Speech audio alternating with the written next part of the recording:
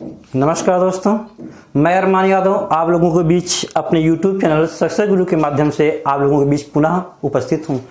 दोस्तों, हम लोग इसके पहले वीडियो में कुछ महाद्वीपों के बारे में पढ़ा था।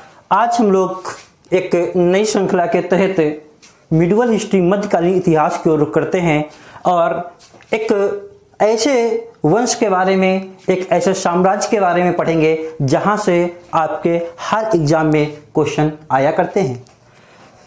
आप लोग समझ गए होंगे मैं मुगल काल की बात कर रहा हूं, मैं मुगल वंश की बात कर रहा हूं। दोस्तों देखो, मुगल काल जो है आपका क्वेश्चन कैसे आते हैं उसको हम लोग जानेंगे। मुगल काल कह लें या मुगल वंश कह लें, तो जो मुगल वंश आपका है हम जानेंगे कि क्वेश्चन कौन कौन से बनते हैं वो भी हम जानेंगे, किस प्रकार से क्वेश्चन आते हैं वो भी जानेंगे, कब से कब तक रहा है इसको भी देखते हैं, आखिर क्या कारण है, क्यों ये मुगल वंश हमारा बना, जरूरी क्या था, ऐसी क्या स्थितियां बनी उस समय कि एक नवीन साम्राज्य स्थापित हो गया। क्योंकि आपको पता है मुगल वंश के पहले जो थी दिल्ली सल्तनत थी, ठीक है, वो चल रही थी। दिल्ली सल्तनत के बाद आखिर ऐसा क्या हुआ कि मुगल वंश बन गया, इन सब बातों पे हम लोग चर्चा करेंगे। तो आपको पता है मुगल वंश जो तुम्हारा है इसको हम लोग 1526 से 1707 और 1707 से 1857 ये दो भागों में लोग पढ़ते हैं। क्योंकि आपको पता है 1526 जब बाबर तुम्हारा आता है, बाबर से औरंगजेब तक की आपका मेन मुगल काल चलता है, और 1707 के बाद जब औरंगजेब की मृत्यु हो जाती है तब ऐसे कोई शासक नहीं रहे, ठीक है, जो अच्छे शासन कर सके, लेकिन एक लकीर हम कह सकते हैं वही चलती रही, उसको हम लोग उत्तर मुगल काल बोलते हैं। तो मेन हम लोग आते हैं मुगल काल से, देखते हैं कि मुगल काल में जो बाबर था उसके बारे में जानेंगे। मुगल काल, मुगल वंश, एक क्वेश्चन तुम्हारा यहां से बनता है। इस क्वेश्चन को लोग पहले देखते हैं जो पेपर में पूछा आता है कि भारतीय इतिहास का दूसरा स्वर्णकाल किसे कहते हैं। यह क्वेश्चन कई बार आया है कि भारतीय इतिहास का दूसरा स्वर्णकाल, क्वेश्चन पूछा था भारतीय इतिहास का दूसरा स्वर्णकाल किसे कहा जाता है। तो दोस्तों याद रखना है, भारतीय इतिहास का दूसरा स्वर्णकाल मुगल काल को कहा जाता है या मुगल वंश को कहा जाता है, ठीक है। जो मुगल काल था तुम्हारा उसको दूसरा स्वर्णकाल कहा गया। तो जाहिर सी बात है कोई पहला भी आपका काल रहा होगा, पहला भी वंश रहा होगा जिसको पहला स्वर्णकाल कहा गया होगा, इस बात को भी जानते हैं। तो ध्यान रखना दोस्तों, अगर भारतीय इतिहास के प्रथम स्वर्णकाल की बात आए कि पहला किसे कहा गया, वो तुम्हारा कौन सा था, गुप्त काल। कौन सा था, गुप्त काल। दोस्तों इस बात को ध्यान रखना है, दोनों बातें, ठीक है, कि अगर ये क्वेश्चन आए कि भारतीय इतिहास का दूसरा स्वर्णकाल तो किसको लगाएंगे, मुगल वंश को लगाएंगे, और भारतीय इतिहास का पहला स्वर्णकाल किसे कहा गया, अगर ये क्वेश्चन आ जाए तो किसको लगाएंगे, गुप्त डायनेस्टी को लगाएंगे, गुप्त काल को लगाएंगे, गुप्त साम्राज्य को लगाएंगे। अब यहीं पे जब हम पढ़ ही रहे हैं इस प्रकार के क्वेश्चन, तो कुछ क्वेश्चन को हम लोग देख लेते हैं जो क्वेश्चन यहां से पूछे जाते हैं, फिर हम लोग बाबर पे चलेंगे, ठीक है।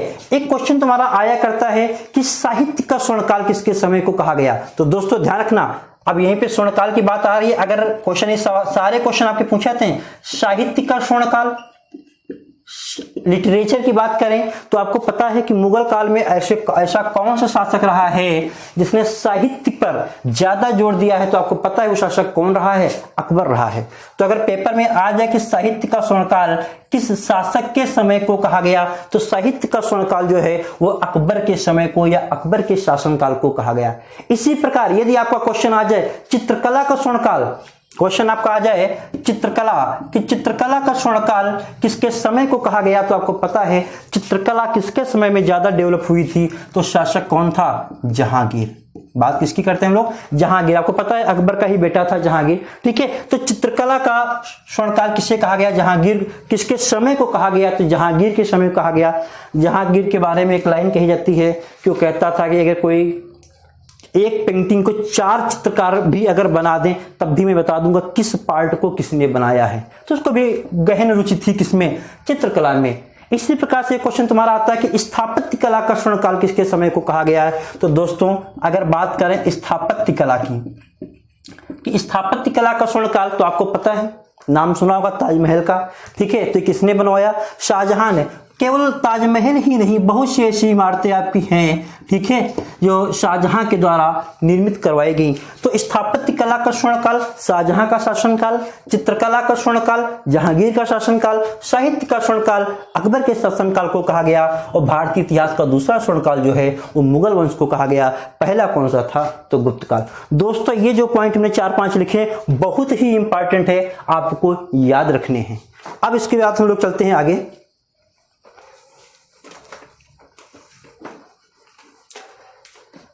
अब मुगल वंश की बात करें तो मुगल वंश को आपको पता है संस्थापक पूछा जाता है, स्थापना किसने की? तो संस्थापक था बाबर। कौन सा था? बाबर। इसका शासनकाल आपको पता है, यहां 1526 से कब तक रहा है? 30 तक रहा है, 1526 से 30। अब देखो कुछ जानकारी हम लोग बाबर के बारे में जान लेते हैं जो क्वेश्चन में आ जाया करती हैं। बाबर की हिस्ट्री हम लोग जान लेते हैं।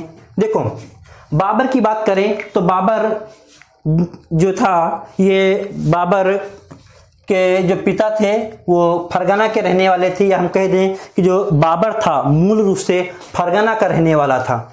तो वहां पे जो था छोटी सी रियासत थी इनके पिता की, उमर शेख मिर्जा इनके पिता का नाम है, छोटी सी रियासत थी बाबर की, वहां पे रहते थे।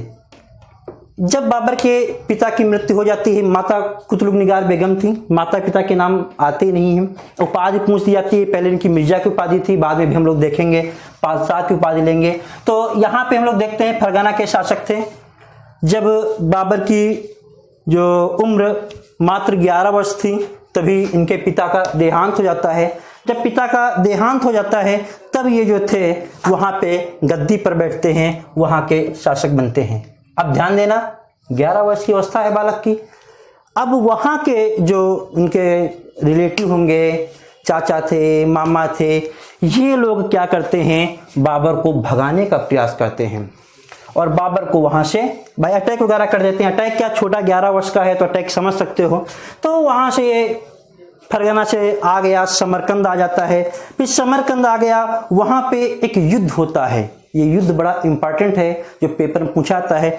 हम लोग सीधे सीधे उन पॉइंट पे ज्यादा चर्चा करेंगे जहां से क्वेश्चन पूछे जाते हैं, इसलिए मैंने बाबर की ज्यादा हिस्ट्री नहीं बताई क्योंकि वहां से क्वेश्चन आपके नहीं पूछे जाते हैं। एक युद्ध तुम्हारा लड़ा गया है, उस सन तुम्हारा 1502, सर ए पूल का युद्ध, ये क्वेश्चन आपका पूछा जाता है। 1502 में एक युद्ध लड़ा गया है, सर ए पूल। अब क्वेश्चन तुम्हारा बन जाएगा सर ए पूल का युद्ध जो है कब लड़ा गया? तो कब लड़ा गया तुम्हारा? 1502 में लड़ा गया। किसके किसके बीच लड़ा गया? तो बाबर और शैबानी खान। किसके किसके बीच? बाबर और शैबानी खान। उज्बेक था ये, शैबानी खान क्या था? उज्बेक था। ये क्वेश्चन आपसे युद्ध का पूछ देता है, सर ए पूल के युद्ध कब हुआ? तो 1502 में हुआ। किसके किसके बीच हुआ? बाबर और शैबानी खान के बीच हुआ। ये क्या थे? उज्बेक थे। और इस युद्ध में आपको पता है कि बाबर क्या होते हैं? पराजित होते हैं। बाबर क्या होते हैं? पराजित होते हैं। आपको देखना वो फरगना से समरकंद आए हैं, अब इधर इंडिया की ओर धीरे धीरे बढ़ रहे हैं। यहाँ पे क्या होता है? शैबानी खान ने बाबर को क्या कर दिया? हरा दिया। एक बात ध्यान देना, एक तुलगमा नीति, अभी उसको हम पानीपत की पहली लड़ाई में उसकी चर्चा करेंगे, पेपर में पूछा जाता है। उस तुलगमा नीति का प्रयोग यहाँ पे शैबानी खान ने किया है, किसके? बाबर के खिलाफ किया है। अब बाबर क्या होता है? यहां से फिर आगे बढ़ता है, अफगानिस्तान की ओर आता है और अफगानिस्तान आकर के वहां पे क्या करता है? अपना स्थायित्व कह सकते हैं कि वहां पे अपनी राजधानी बनाई और स्थायित्व उसने बना लिया अफगानिस्तान में। काबुल को राजधानी बनाया और कंधार और काबुल दोनों पे अधिकार कर लिया। ठीक है, फिर यहां पे क्या करता है? 1507 की बात है, 1507 की बात है, इसने पादशाह की उपाधि धारण कर ली। ये क्वेश्चन उपाधियों के पूछे जाते हैं। इसके पहले इनके जो पिता की पुश्तैनी उपाधि थी क्या थी? मिर्जा की थी। उसको इसने त्याग करके 1507 में बाबर ने क्या कर लिया? पादशाह की उपाधि को धारण कर लिया। ठीक है, कहां पे कार्य किया था? काबुल में किया था। इसके बाद क्या करता है? ये शांत नहीं बैठता है, अफगानिस्तान से अब क्या करता है? अब आपको पता है, जब मैप देखते हैं तो इधर आपका क्या पड़ता है? सिंध प्रांत, जो आपको पता है वर्तमान में कहां? पाकिस्तान तुम्हारा है। ठीक है, पहले आपको पता है पाकिस्तान भारत एक ही हुआ करता था। सिंध प्रांत में अटैक करता है, ठीक है, वहां पे ये भेरागढ़ के किले को जीत लेता है। धीरे धीरे क्या होता है, जीतना शुरू कर देता है और यहीं पर तोप गोलों का भी प्रयोग क्या है, ये बाबर कर रहा है। इसके बाद ये क्या करता है, 1520-21 तक एक समथिंग 3 बार अटैक और सिंध प्रांत में करता है। अब यहां पे सिंध प्रांत में अटैक कर रहा है, बात कर रहे हैं 1520-21 की। और अब आप इसके समानांतर देखेंगे कि दिल्ली में एक वंश चल रहा है। कौन चल रहा होता है उस समय, आपका लोधी वंश चल रहा होता है। और लोधी वंश में शासन कौन कर रहे हैं, कौन कर रहे हैं, आपको संस्थापक पता है लोधी वंश के, बहलोल लोधी हैं, ठीक है। इसके बाद सिकंदर लोधी, इब्राहिम लोधी जो तुम्हारे हैं, वो इब्राहिम लोधी जो हैं वो शासन कर रहे हैं दिल्ली में। अब किसने आमंत्रित किया बाबर को, क्या सिचुएशन थी, क्यों ऐसा किया गया, उस पे हम लोग चर्चा करते हैं। देखो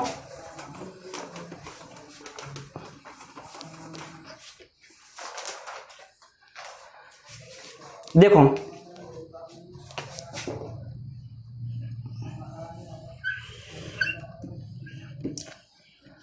यहां पे आपका आगरा, आपको पता है आगरा जो है, ये आगरा की नींव किसने डाली थी, लोधी वंश के जो सिकंदर लोधी थे उन्होंने ही 1504 में आगरा को बसाया था। क्वेश्चन पूछा था आगरा को किसने बसाया, तो सिकंदर लोधी ने आगरा को बसाया था 1504 में। तो राजधानी भी लोधी वंश की कहां हो जाएगी, आगरा हो जाएगी। आगरा में शासन कौन कर रहा है, इब्राहिम लोधी। कौन कर रहे हैं, इब्राहिम लोधी। अब दूसरी बात, ये दिल्ली क्षेत्र, दिल्ली के सूबेदार हैं इनके चाचा, नाम क्या है, आलम खान लोधी, इनके चाचा ही थे आलम खान लोधी। इसको समझ लेना है, बहुत ही इंपॉर्टेंट है कि आखिर भूमिका क्यों बनी थी, आखिर क्यों ऐसा था। आपको ये तो पता ही होगा, बताया नहीं हमने, क्योंकि सामान्य बात है कि जो बाबा जो थे वो उधर तैमूर और चंगेज खान से रिलेटेड थे, ठीक है, मातृपक्ष पितृपक्ष, ठीक है। अब यहां पे ध्यान देना, दिल्ली में इनके चाचा आलम खान लोधी जो हैं वो सूबेदार हैं। और इधर जो तुम्हारा पंजाब प्रांत है, पंजाब प्रांत में दौलत खान लोधी हैं। कौन है, दौलत खान लोधी। ये पंजाब जो तुम्हारा है, यहां पे दौलत खान लोधी। अब ये हो गए दो लोग। अब ये दोनों क्या चाह रहे हैं कि ये इब्राहिम लोधी को हराया जाए। एक बात ध्यान देना है, इन लोगों को ये लगता था, एक और तुम्हारा है इनके खिलाफ, उसको हम लोग जान लेते हैं, बहुत ही इंपॉर्टेंट है। ये मेवाड़ क्षेत्र है, क्या है, मेवाड़। क्योंकि आप जब खानवा का युद्ध पढ़ेंगे, उस खानवा के युद्ध में बाबर के खिलाफ पढ़ेंगे, लेकिन फिलहाल अभी यहां पे देखो, यहां पे जो मेवाड़ के हैं उनका राणा सांगा, मेवाड़ के कौन है, राणा सांगा। अब इन लोगों ने सोचा, भाई कश्मीर में अटैक कर रहे थे, इन लोगों ने बाबर से कहा कश्मीर में अटैक करने से कुछ नहीं मिलेगा, आगरा पे अटैक करो। अभी चाचा भी चाहते थे, ये भी सब चाहते थे कि इब्राहिम लोधी को यहां से क्या है, हटाया जाए।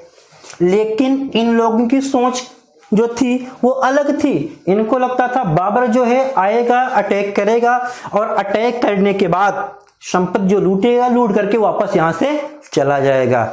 लेकिन होगा क्या, इसके विपरीत। अब देखना दोस्तों, एक बात और जान लो, क्वेश्चन पूछा जाता है यहां पे, राणा सांगा और इब्राहिम लोधी की क्या दुश्मनी थी, यह क्वेश्चन पूछा था। इस बात को ध्यान रखना, आप लोगों ने एक युद्ध पढ़ा होगा, पेपर में पूछा भी जाता है, खटौली का युद्ध। यह क्वेश्चन आता है खटौली का युद्ध, ये आपका कोटा राजस्थान क्षेत्र में पड़ता है खटौली। खटौली का युद्ध जो तुम्हारा, ये क्वेश्चन पूछाता है, ये तुम्हारा खटौली को 1517-18 में तुम्हारा होता है।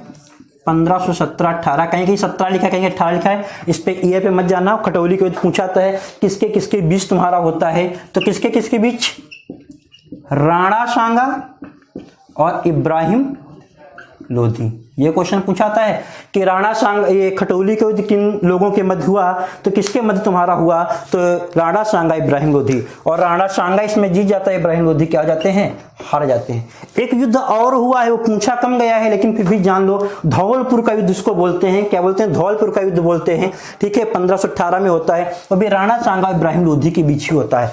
अब ध्यान देना, जब ये युद्ध हुआ और यहां से भी राणा सांगा ने सोचा है इसको यहां से हटाई दो सीधे सीधे, तो ज्यादा अच्छा है। तो इन तीन लोगों ने मिल करके बाबर को आमंत्रित किया, किस लिए कि आओ इब्राहिम लोधी के खिलाफ अभियान करो या इस पे अटैक करो। अब देखो दोस्तों क्या होता है, अब जब ये पता चला कि ये लोग हमारे खिलाफ, हमारे साथ हैं और इब्राहिम लोधी के खिलाफ हैं, तो उसने क्या किया, बाबर ने अटैक करने की सोची और हरियाणा में युद्ध हुआ जिसको बोलते हैं पानीपत। पानीपत का प्रथम युद्ध बहुत ही इंपॉर्टेंट। पानीपत का प्रथम युद्ध तुम्हारा क्या है, डेट नहीं पूछते हैं, ईयर पूछते हैं 1526। ये क्वेश्चन पूछाता है कि 21 अप्रैल डेट नहीं पूछते, 1526 याद रखो। पानीपत का प्रथम युद्ध कब हुआ, 1526 में हुआ। किसके किसके बीच हुआ, ये क्वेश्चन पूछा जाएगा। तो किसके किसके बीच लगाओगे, बाबर और इब्राहिम लोधी। किसके किसके बीच हुआ, बाबर और इब्राहिम लोधी के बीच। आपको पता है कि बाबर जो तुम्हारा था, इसने इब्राहिम लोधी को यहाँ पे हरा दिया और बाबर जीत गया। और जीतने के बाद उसने क्या किया, यहाँ पे एक नवीन वंश, किसकी, मुगल वंश की नींव डाली। नवीन वंश किसकी, मुगल वंश की नींव डाली और इब्राहिम लोधी की हत्या हो गई, कर दी गई। और इब्राहिम लोधी का मकबरा पूछ लिया जाता। ध्यान रखना दोस्तों, जो शासक है इनके मकबरा भी याद रखने। बाबर का भी हम लोग पढ़ेंगे, पहले आगरा में दफनाया जाएगा, फिर काबुल ले जाएगा, क्या हिस्ट्री है उसको बाद में। यहाँ पे इब्राहिम लोधी की मृत्यु हो रही तो यहाँ पे हम लोग देखते हैं इसका पानीपत में ही मकबरा है। कहाँ है, पानीपत, वहीं हरियाणा पानीपत में ही इब्राहिम लोधी का क्या है, मकबरा है। अब दोस्तों यहाँ पे ध्यान देना, पानीपत का पहला युद्ध तुम्हारा होता है, ठीक है। इसको जब युद्ध होता है, इस युद्ध को जीतने के लिए क्या तरीके अपनाए हैं बाबर ने, वो क्वेश्चन पूछे जाते हैं। आपको पता है पानीपत हरियाणा में ही एक किस नदी के बैंक उसके किनारे है, तो आपको पता है यमुना नदी किनारे। और आपको पता है यमुना नदी क्या है, चापाकार है। कैसी है, चापाकार। भाई गंगा ऐसे जा रही है तुम्हारी, तो चापाकार उसमें मिली है यमुना। अब जब इस प्रकार से चंद्राकार हम कह सकते हैं एक हिसाब से, आज चंद्राकार कह दो, ठीक है, ये तुम्हारी यमुना नदी है। इन्होंने किस नीति से लड़ा, आपको पता है कि कोई भी जो युद्ध होते हैं वो संख्या बल पे नहीं जीते जाते हैं, वो जो तुम्हारे होते हैं माइंड पे जीते जाते हैं। इन्होंने दिमाग लगाया, इधर एक जो छोर था वो यमुना नदी का हो गया और इधर उन्होंने क्या किया, इस प्रकार से खाई खुदवा दी। क्या कर दिया, खाई खुदवा दी। और खाई खुदवा करके उसको पेड़ों, पत्तों, इन माध्यमों से क्या कर दिया, ढकवा दिया। क्या कर दिया, ढक दिया। अब देखो इधर तो यमुना नदी तुम जा नहीं सकते, इधर इस प्रकार से खाई खुद गई और जो सेना को बैठाया, जो सेना थी इस प्रकार से, मतलब आगे की ओर ज्यादा, पीछे की ओर हम ये कह सकते हैं आगे ज्यादा सेना थी, पीछे रास्ता जो था सकरा होता जा रहा था। अब इनको पता नहीं था, इस प्रकार से उन्होंने सेना लगा ली कि भाई कोई रास्ता हमें पता नहीं है और ऐसी बना दी जाए कि आगे छोटी सी गली हो, बाहर चौड़ा रास्ता हो, तो वो समझ नहीं पाएंगे यहाँ पे। तो ये एक नीति अपनाई। ये जो नीति थी, ठीक है, और इनके बीच में क्या करते, तोपें लगा दी थी। क्या लगा दिया था, तोप लगा दिया था, ठीक है। दो गाड़ियों के बीच जो थी वो तोप लगाई थी, तोप खड़ी की थी, कैनन बोलते हैं तोप। उस विधि को बोलते हैं उस्मानी विधि। क्वेश्चन पूछा था किस विधि का प्रयोग किया, उस्मानी विधि। दो गाड़ियों के बीच तोप खड़ी करना जो था विधि थी उस्मानी विधि। और जो सेना इस प्रकार से लगाई थी इसको बोलते हैं तुलगमा नीति। तुलगमा नीति। ये दोनों क्वेश्चन पूछे जाते हैं कि किस नीति का प्रयोग किया था पानीपत के पहले युद्ध में बाबर में, तो तुलगमा नीति और उस्मानी विधि का प्रयोग किया था। और इस प्रकार से उन्होंने अपनी क्या सेना को लगाया था और पानीपत के युद्ध को इन्होंने क्या कर लिया था, जीत लिया था। अब ध्यान रखना है यहाँ पे, जीत के बाद इन्होंने क्या किया, एक क्वेश्चन पीछे में पूछा गया है, पिछले से पिछली बार तुम्हारा शाहरुख सिक्के की बात की थी कि शाहरुख सिक्का क्वेश्चन पूछा गया कि शाहरुख सिक्का किसने चलाया था।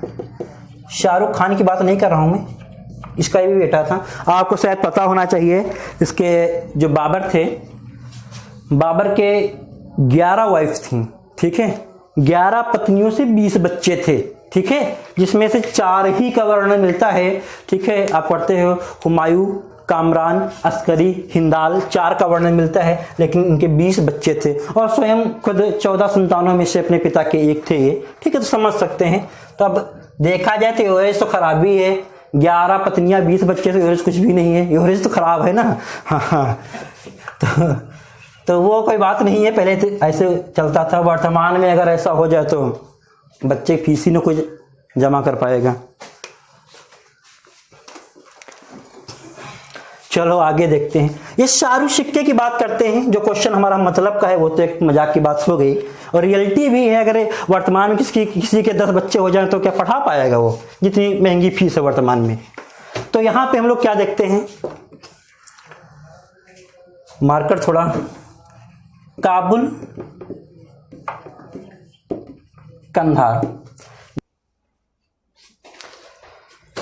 तो दोस्तों क्या देख रहे थे हम, काबुल, ये आपका क्या है, कंधार। ये जब पानीपत का पहला युद्ध को बाबर जीत लेता है तो प्रत्येक काबुल वासी को एक एक चांदी का सिक्का गिफ्ट करता है। ठीक है, चांदी का सिक्का प्रत्येक नागरिक को देता है, और इतनी उदारता के कारण इसको क्या कहा गया, वहां की जनता ने इसको कलंदर कहा। क्या कहा, कलंदर कहा। तो दोस्तों ध्यान रखना, ये क्वेश्चन पूछाता है कि किस युद्ध को जीतने के बाद इसने कलंदर की उपाधि धारण की। तो आपको पता है पानीपत का जो प्रथम युद्ध था, इसको जीतने के बाद बाबर ने कलंदर की उपाधि क्या थी, ली। या काबुल को यहाँ पे जनता को जब दिया सिक्के तो उसने कलंदर इनको कहना प्रारंभ कर दिया। तो पानीपत के पहले युद्ध को जीतने के बाद इनको कलंदर कहा गया, उपाधियां इन्होंने ली। अब ध्यान देना दोस्तों, यहाँ पे एक से हिसाब बराबर करना बाकी है, क्योंकि पानीपत के पहले युद्ध में राणा सांगा जो है उसने कहा तो था बाबर से कि मैं तुम्हारा साथ दूंगा, लेकिन इसको भनक लग गई क्या कि ये यहाँ पे रुक जाएगा। ठीक है, तो इसलिए इसने क्या किया, बाबर का साथ पानीपत के पहले युद्ध में नहीं दिया। जब पानीपत के पहले युद्ध में बाबर का साथ नहीं दिया तो बाबर ने राणा सांगा से बदला लेने के लिए उस पर अटैक किया। तो आपका युद्ध होता है जिसको क्या कहा गया, उस युद्ध को कहा गया खानवा का युद्ध। तो दोस्तों क्या है, नेक्स्ट जो आपका युद्ध होगा वो कौन सा होगा, खानवा का युद्ध।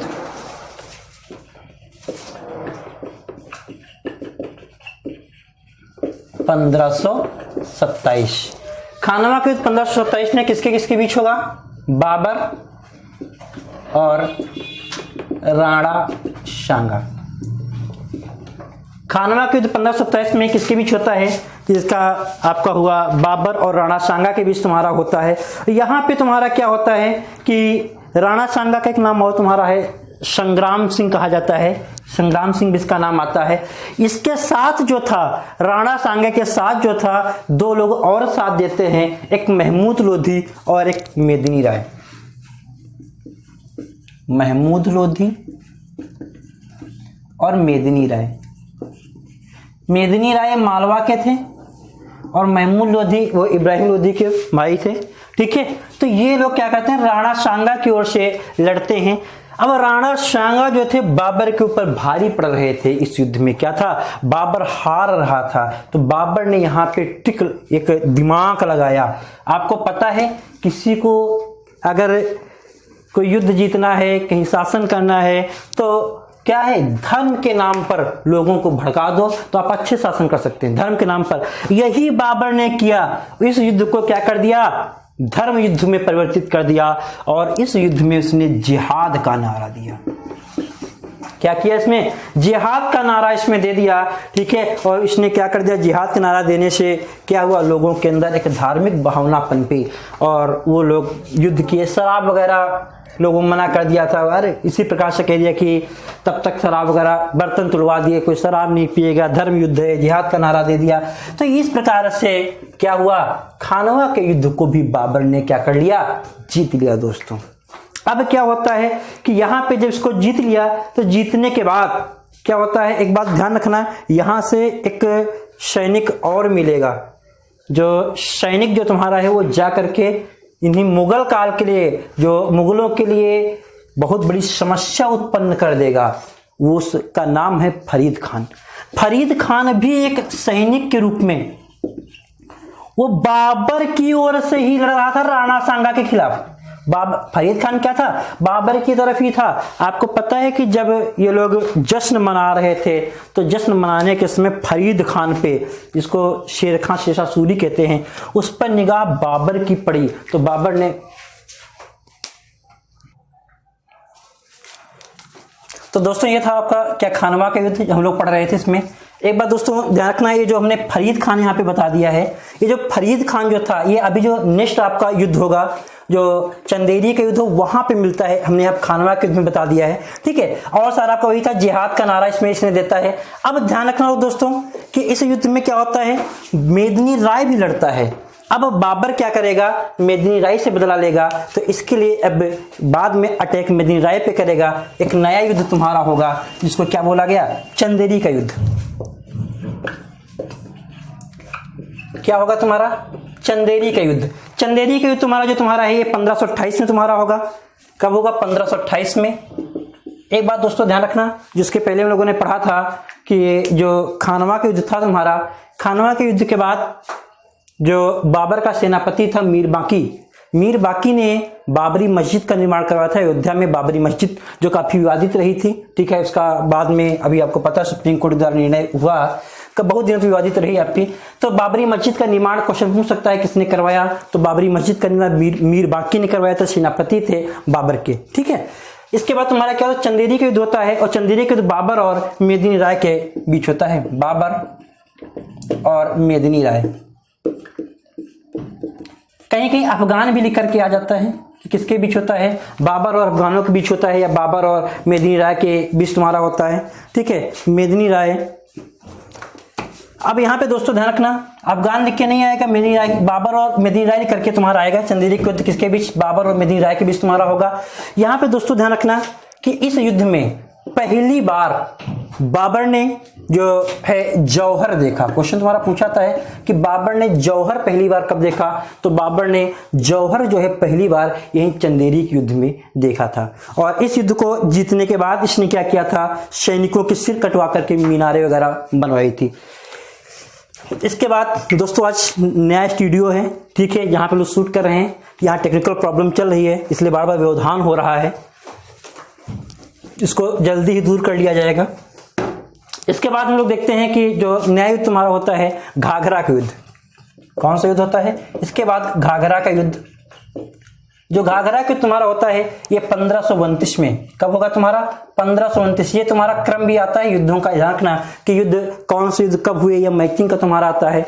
और घाघरा का जो तुम्हारा है ये 1529 में बाबर और महमूद लोधी, किसके बीच होता है तुम्हारा, बाबर और महमूद लोधी के बीच, जो उसमें उधर भाग गया था, ठीक है। और घाघरा का युद्ध का क्वेश्चन तुम्हारा आता है कि ये जल थल में लड़ा गया युद्ध था। क्वेश्चन आता है जल व थल में लड़ा गया युद्ध कौन सा था, तो घाघरा का जो तुम्हारा था वो जल थल में लड़ा गया पहला युद्ध था। या जल थल में कौन सा युद्ध लड़ा बाबर ने, तो कौन सा था, घाघरा का। इसके बाद हम लोग देखते हैं 1530 में क्या होता है, बाबर की क्या हो जाती है, मृत्यु हो जाती है। 1530 में बाबर की मृत्यु हो जाती है। पहले बाबर को क्या था, आगरा के आराम बाग में दफनाया गया था। पहले क्या था, आगरा में था आराम बाग। क्वेश्चन आता है कि किसको 2 बार दफनाया गया, ठीक है, तो पहले आराम बाग आगरा में। इसके बाद जो तुम्हारा है इनकी जो विधवा थी यूसुफ भाई, वो ले गई इनको काबुल ले गई बाद में शेषा सूरी के समय में, ठीक है। तो बाद में इनको कहाँ दफनाया गया, काबुल में। तो 2 कह सकते हैं कि 2 जगह मकबर, या 2 बार कौन दफनाया गया, तो कौन दफनाया गया, बाबर दफनाया गया, पहले आगरा में बाद में कहाँ दफनाया गया, काबुल में। दोस्तों एक इनकी जो आत्मकथा है वहां से क्वेश्चन बहुत आता है, आत्मकथा इनकी पूछी जाती है। आप लोगों ने उसका नाम सुना होगा, तुजुक ए बाबरी, ठीक है। उसका नाम क्या है, तुजुक ए बाबरी या बाबरनामा। यहां से क्वेश्चन देखते हैं हम लोग। बाबरनामा किसकी आत्मकथा है, क्वेश्चन पूछा जाएगा तो किसकी है, बाबर की। किस भाषा में है, क्वेश्चन सारे आते हैं। भाषा कौन सी है, तुर्की। मूलतः किस भाषा में लिखी गई, बाबरनामा तुर्की भाषा में लिखी गई है। और ध्यान रखना है इसका फारसी भाषा में अनुवाद, क्वेश्चन आता है फारसी भाषा में अनुवाद किसने किया, तो फारसी अब्दुल रहीम खान खाना का नाम सुना होगा। रहीम ने क्या था, इसका फारसी भाषा में अनुवाद किया, अकबर ने करवाया था। अब ध्यान देना, तुर्की से अंग्रेजी में किसने इसको अनुवाद किया, और फारसी से अंग्रेजी में किसने अनुवाद किया, दोनों क्वेश्चन पूछे जाते हैं। तुर्की से अंग्रेजी में अनुवाद किसने किया, तो तुर्की से अंग्रेजी में अनुवाद करने वाले हैं मैडम बेवरेज, इन्होंने तुर्की से अंग्रेजी में कन्वर्ट किया था। और बात करें अगर फारसी से अंग्रेजी में किसने, तो लीडन आस्किन एल्गिन का नाम आता है। ठीक है, लीडन, ठीक है, लीडन का नाम आता है, एल्गिन का नाम आता है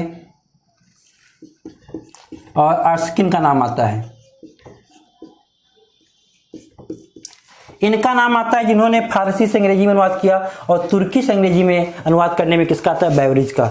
अब ध्यान रखना दोस्तों, एक क्वेश्चन तुम्हारा और पूछा जाता है कि बाबर ने अपनी आत्मकथा में किन हिंदू राज्यों का उल्लेख किया है, तो इन्होंने 5 मुस्लिम राज्य और 2 हिंदू राज्यों का उल्लेख किया है। वो क्वेश्चन पूछे जाते हैं, इसमें 2 हिंदू राज्य तुम्हारे हैं जिसका उल्लेख किया है, एक मेवाड़ और एक तुम्हारा क्या है, विजयनगर।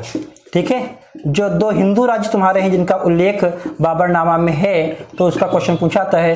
तो मेवाड़ और विजयनगर जो तुम्हारे हैं, इनका उल्लेख बाबरनामा में किया है किसने, बाबर ने।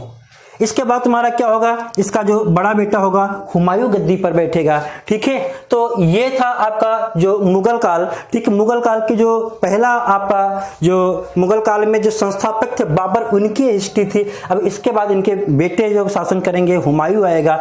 ठीक है, तो आज के लिए दोस्तों इतना ही। आप लोग अपने ज्ञान को बढ़ाते रहें, थोड़ा थोड़ा कुछ न कुछ पढ़ते रहें। एक लाइन दोस्तों कही जाती है कि जो लुढ़कते हुए पत्थर होते हैं उन्हें कभी काई नहीं लगती है, तो अपने दिमाग को भी लुढ़काते रहें, और हम भी अपने दिमाग को धीरे धीरे क्या लुढ़काते ही रहें। ना हम में काई लगने पाए और न तुम्हारे दिमाग में काई लगने पाए, न हमारे दिमाग में काई लगने पाए।